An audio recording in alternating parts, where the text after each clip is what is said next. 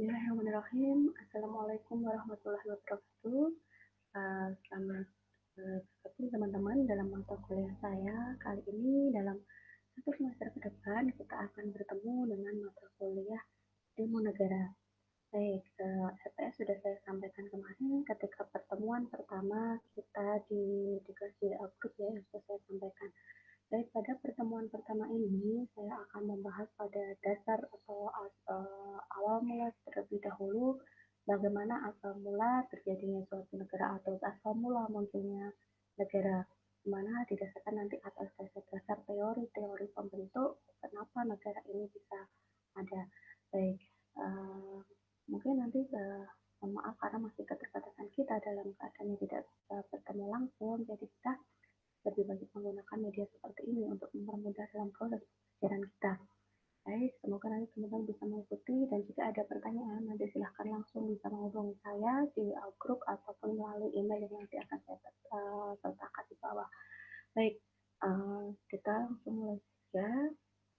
Baik, kita akan mengenal terlebih dahulu kita ketika berbicara tentang negara atau asal mula suatu negara, kita nanti akan mengenal bagaimana teori-teori pendukung yang membentuknya atau yang melatar belakangi terbentuknya suatu negara itu sendiri. Nanti kita melihat bahwa di sini ada dua golongan besar atau teori besar yang mendasarkan bagaimana suatu negara itu bisa muncul. Yang pertama adalah muncul dari teori besar, teori spekulatif, dan yang kedua nanti dari teori historis. Oke, mungkin nanti yang pertama ini saya akan lebih banyak membahas dulu tentang teori spekulatif dan itu juga belum secara keseluruhan. Nanti akan kita lanjutkan juga dalam pertemuan yang kedua. Baik, nanti di situ teman-teman akan bisa mengenal tentang teori perjanjian masyarakat, teori teokratis, teori kekuatan, partianikal, serta teori matriarkal, teori organis, teori daluarsa, teori alamiah, dan teori yang bersifat idealistis. Baik, lalu yang kedua nanti baru kita akan mengenal bagaimana yang dikatakan dengan teori historis. Oke, yang pertama kita lanjut dulu di sini. Ya, mungkin ini yang sering kita lihat atau kita karena kita bersimulasi di dalam masyarakat, bagaimana masyarakat itu terlibat atau tidak sebenarnya dalam pembentukan suatu negara. Yang pertama kita mengenal dengan adanya teori perjanjian masyarakat atau teori kontrak sosial. Oke, di sini kita kenal atau kita mendengar dengan adanya kontrak sosial. Kalau kita mengenal kontrak sosial atau kita mendengar istilah kontrak sosial berarti adanya kesepakatan di antara dua belah pihak. Jadi beda kesepakatan di antara entah dari masyarakat atau dari pihak pemerintahan sendiri dalam pembentukan suatu negara. Baik. Dalam teori perjanjian masyarakat ini menganggap perjanjian sebagai dasar negara yang ada di dalam masyarakat merupakan suatu perjanjian antara masyarakat dan negara atau negara dan masyarakat yang dibentuk berdasarkan perjanjian-perjanjian dari masyarakat sendiri.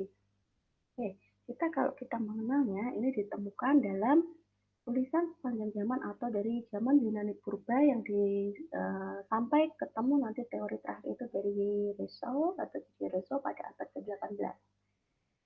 Nah, teori perjanjian masyarakat ini dikatakan sebagai suatu teori yang tertua atau yang terpenting. Karena dia bersifat relatif dan juga sifatnya universal. Karena juga di sini ditentukan dalam tulisan sarjana barat maupun dalam sarjana timur, baik di dalam agama Nasrani maupun di dalam agama Islam itu sendiri. Baik, nanti untuk lebih detailnya teman-teman bisa untuk lihat dalam tayangan selanjutnya.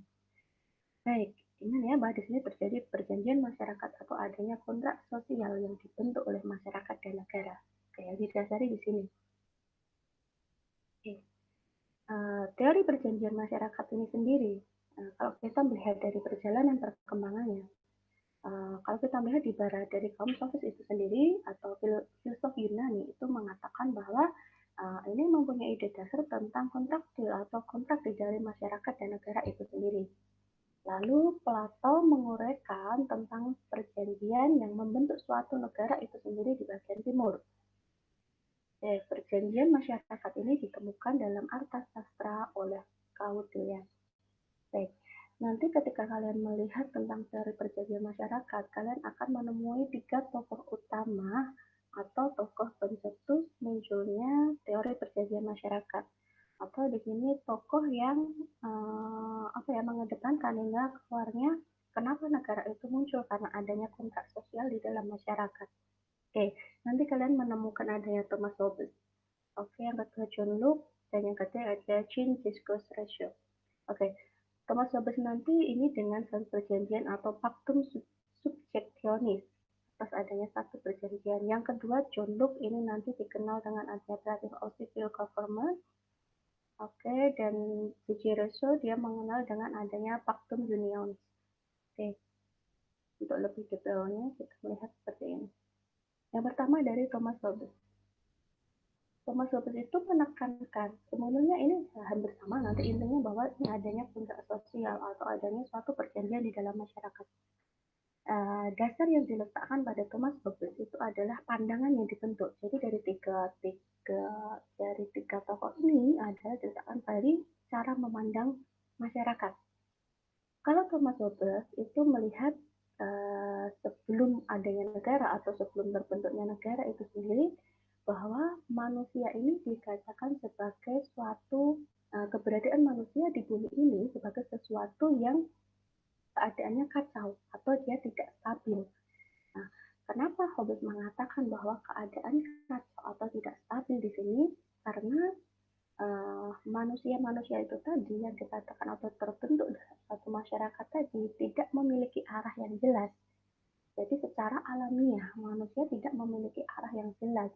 Karena apa? Di sini tidak ada pemerintah yang mengatur atau tidak ada orang atau badan yang mengaturnya. Di sini tidak ditemui adanya hukum, tidak adanya suatu pemerintahan.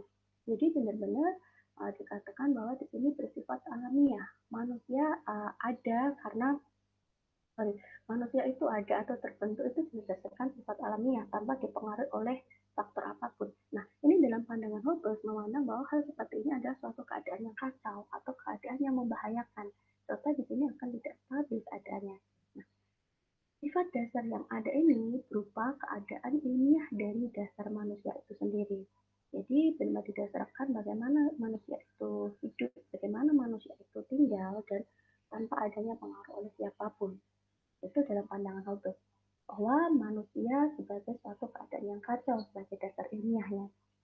Oke, di sini Hobbes menekankan bahwa sering disebut dengan homo homini lupus, di mana manusia yang satu itu bisa menjadi serigala atau dia bisa menjadi ancaman bagi manusia yang lain. Kenapa di sini dikatakan demikian? Atau Thomas Hobbes mengatakan bahwa kok bisa dikatakan serigala bagi orang lainnya?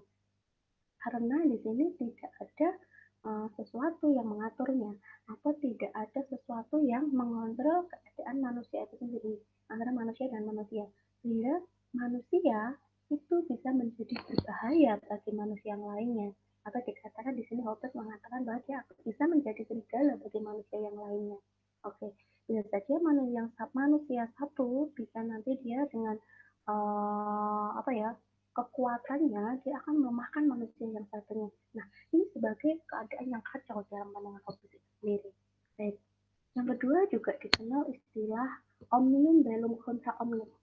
Oke, bahwa dikatakan semua manusia akan melawan semua.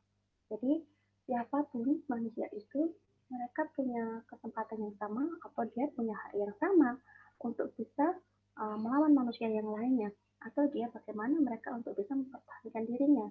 Jadi di sini jelas terlihat tidak ada kontrol di dalam masyarakat itu sendiri. Nah, sehingga Thomas Hobbes ini melahirkan suatu istilah atau kita kenal dengan Pactum Subjectionis atau adanya kontrak perjanjian yang menyerahkan hak kodrat yang dimiliki manusia itu sendiri kepada satu orang atau badan, yaitu yang disebut dengan negara. Oke. Dan lihat di sini bahwa kontrak perjanjian ini adalah masyarakat yang secara sudah tersukalera dengan atau menyerahkan hak kodrat seluruh hak kodrat yang dimilikinya itu kepada salah satu orang atau badan, yaitu negara. Oke, maksudnya seperti ini. sama dengan teori atau pandangan yang kedua yang disampaikan oleh John Locke. John Locke juga menganggap bahwa manusia itu adalah memiliki sifat alamiah atau sifat dasar yang sudah dimilikinya. Kalau kita lihat tadi Thomas Hobbes ini memang sifat dasar ini sebagai atau keadaan manusia ini sebagai sesuatu yang kacau atau stabil karena tidak adanya satu ikatan atau tidak adanya satu orang atau pemerintahan yang mengatur, yang bisa mengontrol perilaku manusia itu sendiri. Namun John Locke ini memandang berbeda dari apa yang dikatakan Hobbes. Walaupun sama-sama memandang bentuk dasar atau alamiah dari manusia itu sendiri, namun John Locke lebih mendasarkan bukan sesuatu yang kacau. Jadi kondisi alamiah manusia itu bukan sesuatu yang kacau, bukan sesuatu yang dapat menimbulkan suatu ketidakstabilan di dalam masyarakat. Namun keadaan alamiah manusia ini dianggap sebagai suatu keadaan yang damai, penuh komitmen, serta adanya rasa tolong-menolong baik dalam individu maupun mereka di dalam kelompok atau kepada orang lain. Nah, ini yang membedakan Thomas Hobbes, keadaan manusia yang alami tanpa adanya pemimpin ini sesuatu yang kacau, sehingga perlu adanya sesuatu yang mengontrol mereka. Namun John Locke dia mengatakan bahwa ini sesuatu yang damai, alamiah manusia itu penuh komitmen, banyak rasa tolong menolong di dalamnya. Namun tidak menutup kemungkinan adanya kondisi yang damai tersebut atau adanya kondisi manusia yang dikatakan ini bagus atau penuh komitmen ini tidak menutup kemungkinan akan memunculkan suatu potensi kekacauan. Akan memunculkan suatu potensi kekacauan, sehingga di sini perlu adanya suatu pemimpin yang digunakan sebagai pengatur. Sebenarnya sama prinsipnya, diperlukan adanya pimpinan untuk mengatur atau mengontrol dari masyarakat itu sendiri. Hanya pandangan awal yang membedakan antara Thomas Hobbes dan juga John Locke. Hobbes memandang kacau, kalau John Locke dia memandang sesuatu yang berpotensi atau dia ada sesuatu yang damai. Di sini di dalam John Locke sendiri itu muncul istilah pactum unionis. Kalau kita tadi Thomas Hobbes kita kenal dengan pactum subjectionis. Nah, ini juga sama, nanti ini adalah suatu kontrak perjanjian. Namun di pactum subjectionisnya Thomas Hobbes tadi adalah kontrak perjanjian yang menyerahkan hak kodrat yang dimiliki kepada satu orang atau badan, yaitu negara tadi. Jadi benar-benar mereka menyerahkan apa yang ada di dalam hidupnya, segala hak kodrat, meskipun itu hak alamiahnya, itu diserahkan kepada satu orang atau badan negara untuk diatur. Namun kalau di dalam pactum unios ini sama-sama menyerahkan diri atau sebagai kodratnya sebagai warga negara untuk dapat menjamin kondisi alamiah yang lebih ideal. Jadi mereka tidak sepenuhnya menyerahkan segala hak yang dimilikinya atau hak alamiah yang dimiliki mereka atau dimiliki oleh manusia itu sendiri kepada pemerintah atau suatu badan yang melindunginya. Di sini mereka mendasarkan bahwa ada 3 hal dasar atau 3 hak dasar yang memang tidak bisa diberikan kepada negara. Jadi mereka hanya memiliki hak itu untuk diri mereka sendiri. Yang pertama hak tempat tinggal, hak hidup, dan juga hak kebebasan. Nah, di John Locke ini seperti ini. Jadi dia tetap menghargai adanya hak dasar atau hak alam yang ada di dalam manusia itu sendiri. Meskipun konsep negara atau badan pemerintah ini sama-sama ingin mengatur masyarakat, ingin membawa masyarakat biar mereka ada yang mengatur atau ada yang mengarahkan. Namun dia tidak melupakan bahwa ada 3 hak dasar yang tetap dimiliki oleh masyarakat itu sendiri. Hak hidup, hak tempat tinggal, dan juga hak kebebasan. Mungkin teman-teman bisa membedakan di antara keduanya. Memang mirip, tetapi pada intinya itu mereka berbeda, mempunyai konsep yang berbeda. Yang terakhir dari teori masyarakat ini kita kenal adanya pendapat Jean Jacques Rousseau. Mungkin sering teman-teman mendengar dari pendapat dari Rousseau ini kalau kita berbicara tentang demokrasi dan lain sebagainya. Kenapa saya katakan begitu? Karena di dasar Rousseau ini mengatakan bahwa suatu negara atau negara itu bisa ada, negara itu bisa terbentuk, itu didasarkan dari perjanjian warga negara itu sendiri. Sama ya dengan sebelumnya, perjanjian dari warga negara itu sendiri. Namun, bedanya di sini, perjanjian yang terbentuk tadi tidak semata-mata langsung menunjuk. Kalau yang lainnya tadi sudah menyerahkan pada seseorang atau kepada suatu lembaga gitu ya, atau suatu badan. Tapi kalau di sini, kalau reso ini, perjanjian warga yang terbentuk tadi dilakukan melalui adanya proses organisasi politik. Jadi melalui proses organisasi politik. Jadi pembentukan negara, pembentukan pemerintah yang mengatur masyarakat itu didasarkan atas organisasi politik terlebih dahulu. Dalam pandangan ini, pemerintah itu bisa ada bukan hanya berdasar pada kontrak, bukan berdasar pada kontrak sosial saja. Kalau yang kedua tadi itu jadi semacam hanya kontrak saja, jadi masyarakat menyerahkan dirinya haknya kepada pemerintah. Jadi adanya kontrak, masyarakat menyerahkan dirinya agar terjamin pemerintah memberikan hal yang balik atau memberikan perlindungan balik kepada rakyatnya. Jadi mereka sudah pasrah siapapun nanti yang akan memimpinnya, siapapun nanti yang akan mengaturnya, mereka yang pasti sudah menyerahkan dirinya atau haknya mereka. Namun di sini kalau di reso ini tidak demikian.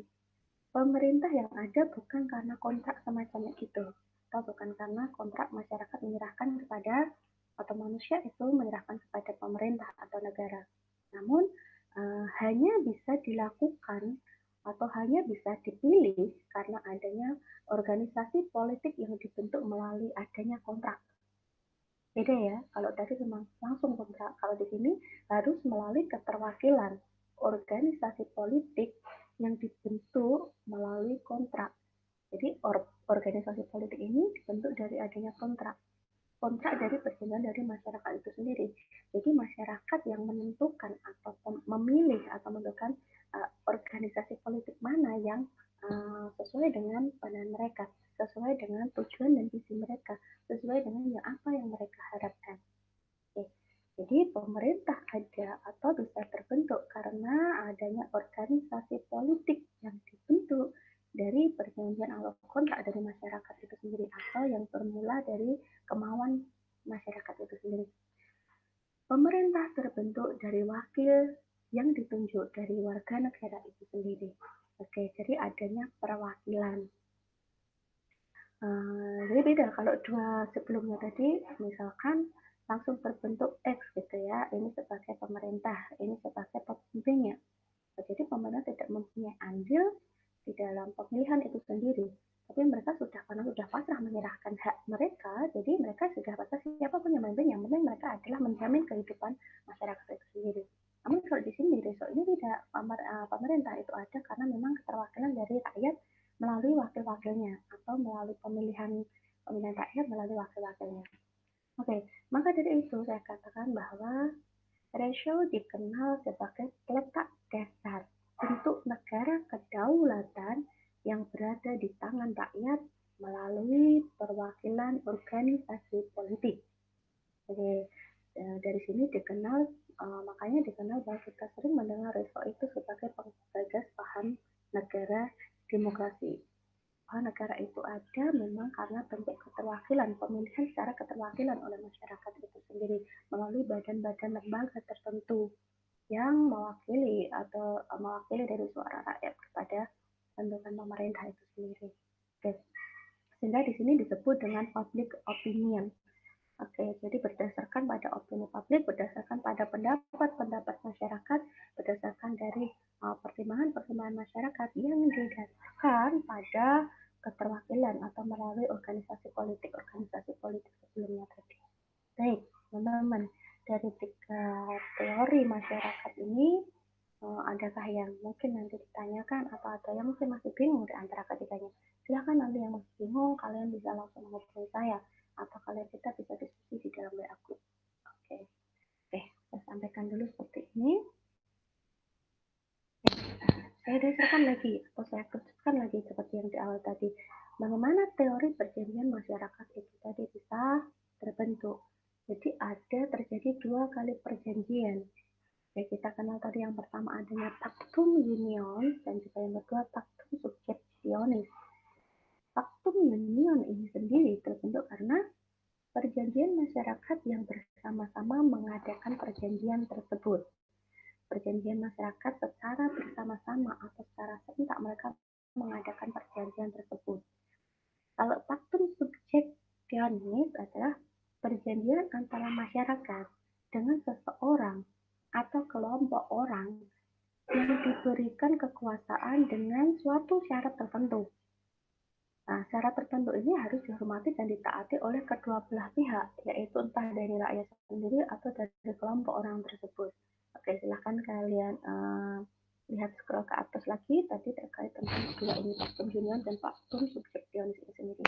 Oke, baik, saya ingin lepas dari teori perjanjian masyarakat. Oke, ini teori yang paling awal atau teori pemula dan munculnya masyarakat. Sorry ya, ada munculnya satu negara. Saya ingin pindah ke teori teokratis.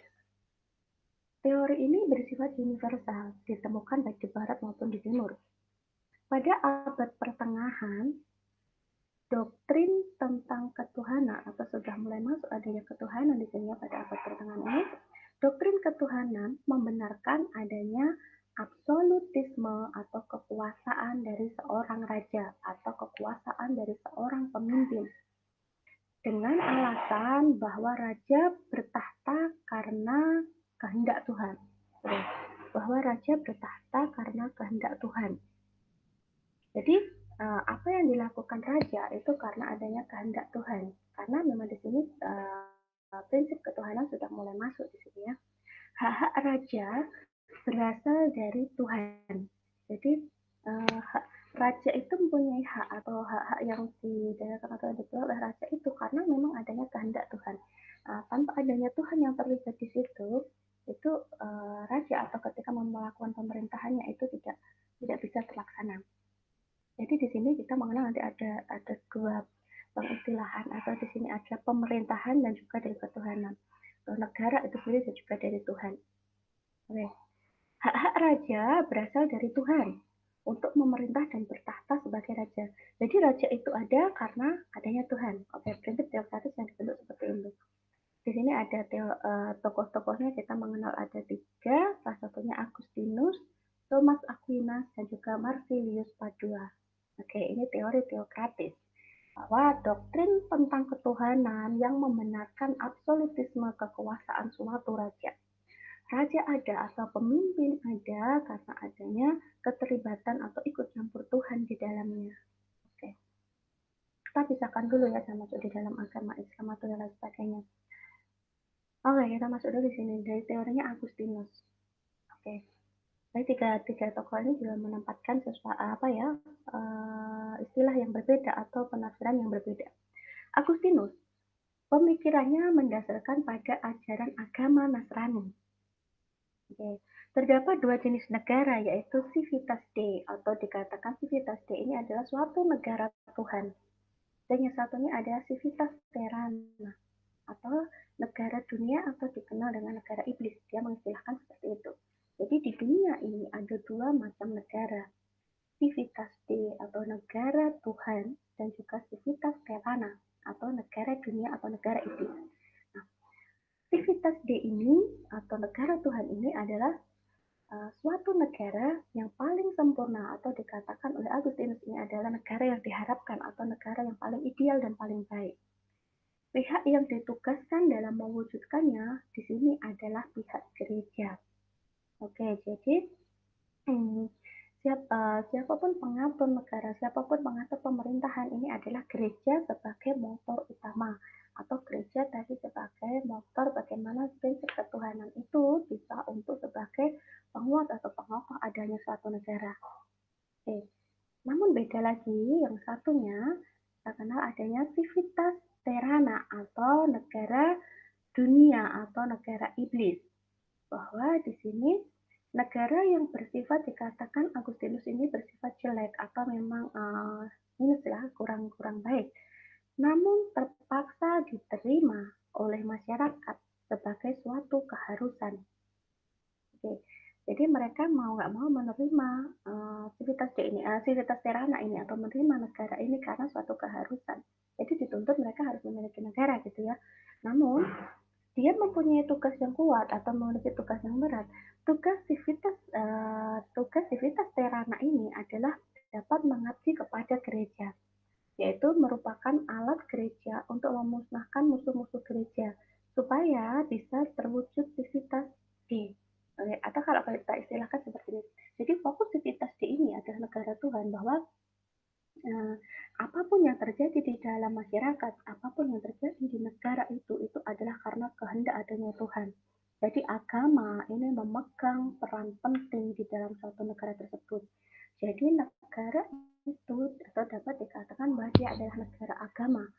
Oke, dikatakan sebagai negara agama, bahwa agama di sini atau ketuhanan ini memegang peranan penting. Segala suatu aktivitas yang ada di dalam negara itu diatur atas dasar prinsip ketuhanan. Nah, kalau civitas terana ini melihat bahwa belum tentu ada Tuhan di situ, atau di sini negara dunia atau negara iblis. Nah, namun karena keterpaksaan suatu masyarakat atau seorang warga negara harus memiliki negara, mereka mau tidak mau harus menerima keadaan itu. Nah, tugasnya di civitas terana ini adalah membimbing atau mengarahkan bahwa orang-orang yang tidak percaya adanya Tuhan tadi untuk bisa kembali ke gereja, untuk bisa kembali kepada ketuhanan. Nah, jadi ini ingin memusnahkan musuh-musuh gereja atau yang tidak ingin menyembah kepada tidak ingin beribadat di gereja, atau mereka tidak ingin mempercayai adanya Tuhan. Nah, makanya fungsi dari civitas terana ini adalah agar bisa mewujudkan civitas D itu tadi sendiri. Itu prinsip Agustinus. Yang kedua, kalau Thomas Aquinas itu memandang bahwa antara negara atau kekuasaan negara dengan gereja atau dengan prinsip ketuhanan itu memiliki kedudukan yang sama. Hanya saja tugas yang diberikan atau dibebankan ini yang berbeda. Tugas gereja dalam lapangan kerohanian dan tugas negara adalah pada lapangan keduniawian. Jadi di sini adalah kedudukannya sama, hanya dia meletakkan cara penyelesaian suatu masalah itu yang berbeda.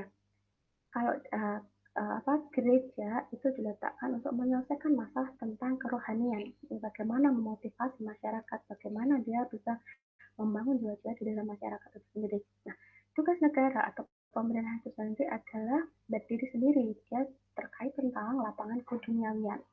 Oke, jadi ada dua istilah di sini ya. Oke. Yang ketiga adalah dari pendapat teori Marsilius Padua. Nah, kalau di sini lebih beda lagi, bahwa Marsilius Padua ini menghendaki adanya pemisahan yang tegas antara gereja dan negara, jadi tidak tercampur. Jadi negara itu atau pemerintahan yang berjalan itu tidak didasarkan pada agama. Oke. Timbulnya negara karena adanya perjanjian masyarakat untuk bisa mencapai suatu kedamaian. Jadi memang muncul karena keinginan dari masyarakat memilih suatu pemimpin atau memilih suatu negara untuk mencapai kedamaian.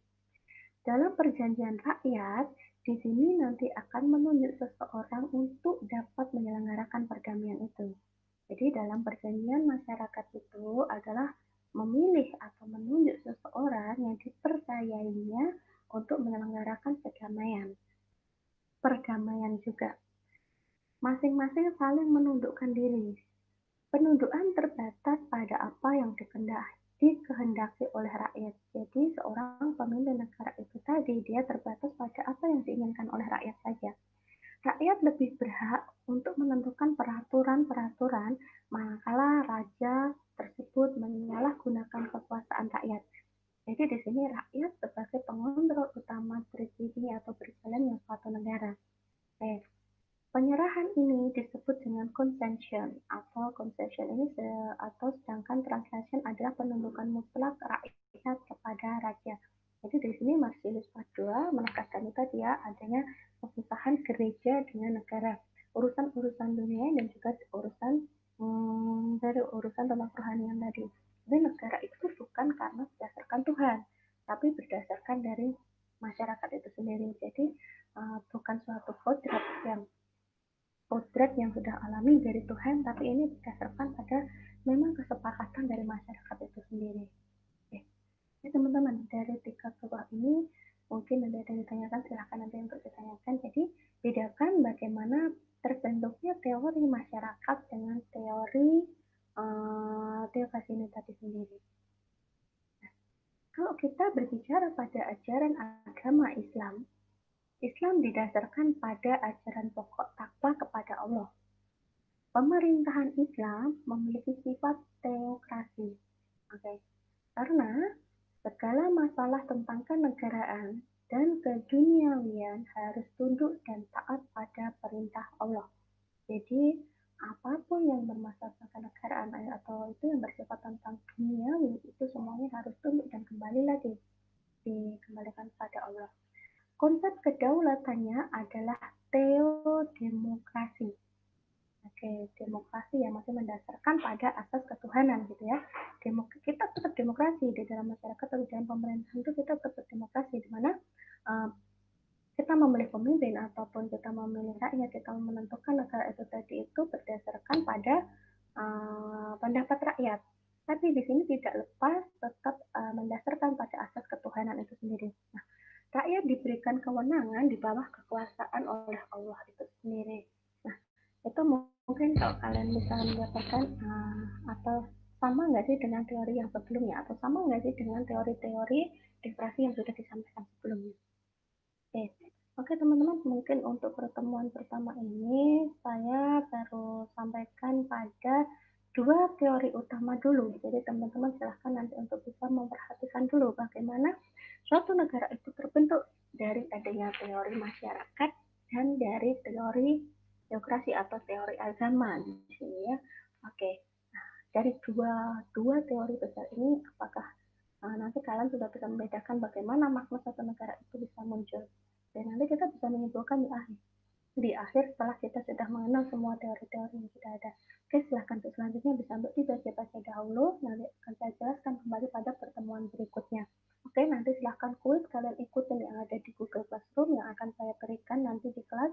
Silahkan untuk dikerjakan sebagai bentuk keaktifan teman-teman dan juga sebagai bentuk wujud bukti keikutsertaan teman-teman pada pertemuan pertama ini. Oke, terima kasih atas partisipasinya, semoga bermanfaat dan juga tetap selalu semangat belajar di rumah, meskipun keadaan apapun tetap terus berjalan, pokoknya terus belajar, jangan sampai berhenti di sini. Oke, saya membuka luas tentang diskusi, silahkan nanti diskusi bisa dilanjutkan di WA Group. Oke, assalamualaikum warahmatullahi wabarakatuh.